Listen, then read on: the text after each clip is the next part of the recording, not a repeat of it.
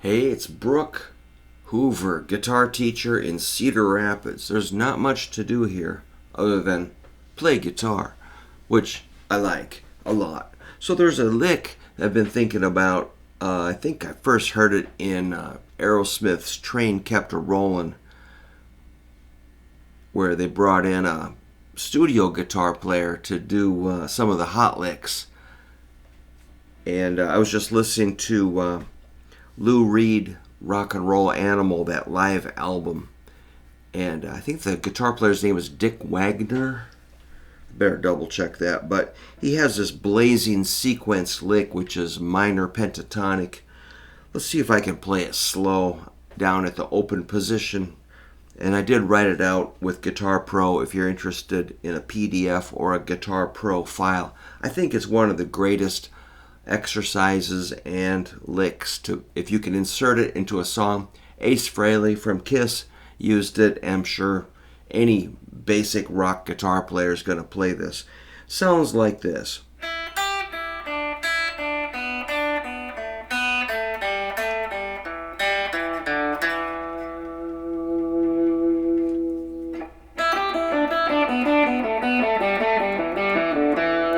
If you take it up an octave, it'd be like this. Kind of reminds me of like Molly Hatchet also. Remember Molly Hatchet? Yeah, you had to play Flirtin' with Disaster if you were in a band in 1980. Or was it 81? Alright, I think it's 80. So, if you're interested, and obviously you could really spin that wildly through the whole neck. Maybe we'll get around to that. But first, let's just describe what's happening here. It's just E minor pentatonic, which is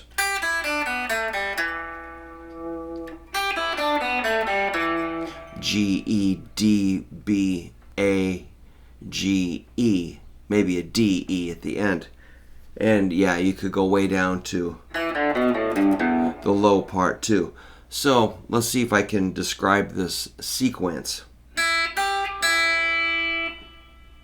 E, G, E 030.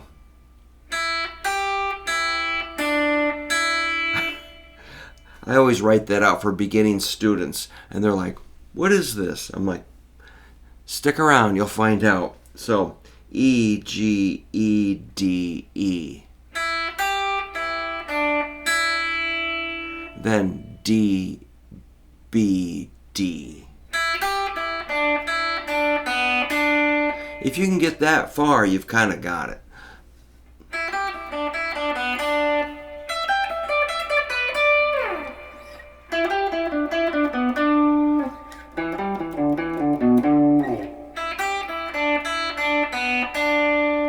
That's B, A, B.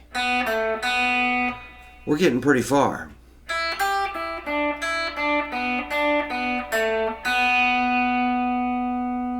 A, G, A. Hard to say it. You try saying it.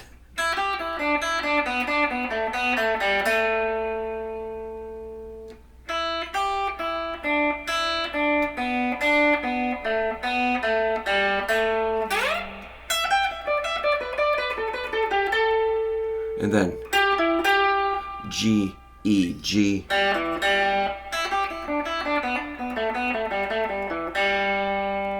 E, G, E. Then D, E. That's it?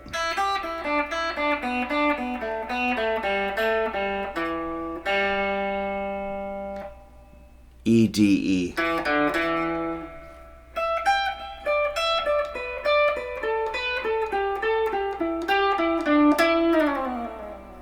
Well, it's pretty early in the morning, so I'm not going to try to overly embarrass myself by trying to play it super fast. Just not quite woke up yet. But maybe later today I'll speed it up. So, yeah, I do have it written. Let's see, I'm going to look at my Guitar Pro thing I wrote out. First I started with quarter notes, and then I went to eighth notes, and then I went to 16th, And on the fourth line, I did 16th note triplets. Nothing on the Guitar Pro really sounds like the way I hear it on the record. But, you know, the guitar sound on Guitar Pro, the distortion sounds are just like stabbing hot nails in my ears. I hate that tone. It's just the most digital, scratchy yuck.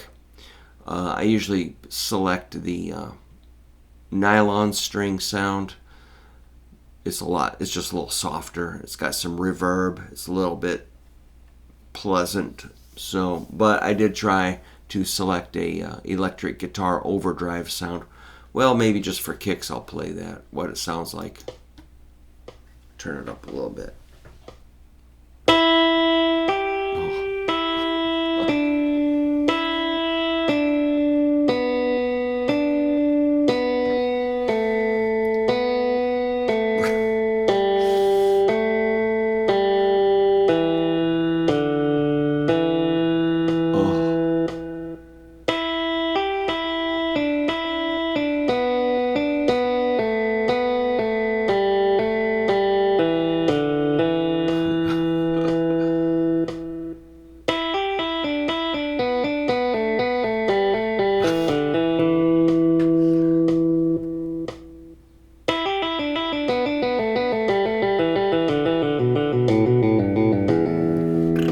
Okay, yuck. Alright, well, I tried to be cool and select an electric guitar sound because I'm hip, but no, it still is horrible. So I don't know if I can change it back to a... no, I don't know. Well, maybe I can change it. It seems to be locked in once you get it there. I don't see a way to make it not that sound. So, wait, current track? Click to change. I'm clicking it and it's not changing. So yeah, I can't. I don't know. Whatever.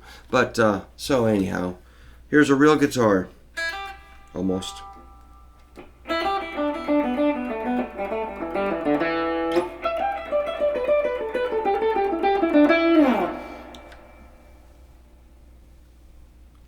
I generally prefer a real guitar. It's cool. But yeah, I'm not even quite copying the exact feel. But if you want to hear it in action, listen to Train Kept a Rollin' by Aerosmith. Dick Wagner, I'm pretty sure that's the guitar player, the studio player. And I guess Joe Perry was having a little trouble on the recording. And I think they were in a time crunch, and they're like, dude, we're just going to have to call in a hitter and get this done. And I guess he wasn't Joe was not happy about that, but that's showbiz, man. Sometimes, you know, actually on our latest, don't tell anybody, it's top secret. On our latest album, I'm pretty sure Ian doubled all of my lead parts, or maybe even replaced them, or some of them. I don't really know. I think he's not telling me. He's just not bringing it up, and I'm not asking. But I don't really care. You know, it's just like, dude, just get it done. Make it sound good. That's my rule. I always say, don't even... I have zero ego in this. So just, as long as the record sounds good, but... I'm sure he was struggling with my tone because we recorded it all live in the studio.